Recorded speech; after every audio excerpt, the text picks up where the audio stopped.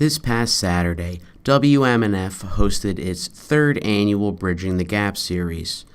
The series, which includes rappers and poets in the Tampa Bay area, were put together in order to bridge the gap between both genres. I think it's important that spoken word poets and rappers learn how to bridge the gap between our crafts because they're very similar. And I feel like spoken word poetry is a branch of hip hop.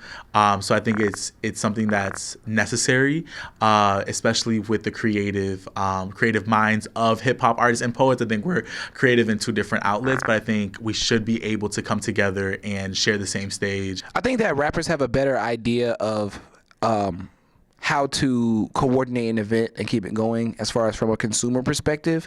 And I think if we shed some of that insight into the poetry world, that it can help, better some of the longer running poetry staples. And I think a lot of times with rap, we need to do a lot more incorporation of poetry into rap music, especially since it's basically the basis of what we do in general.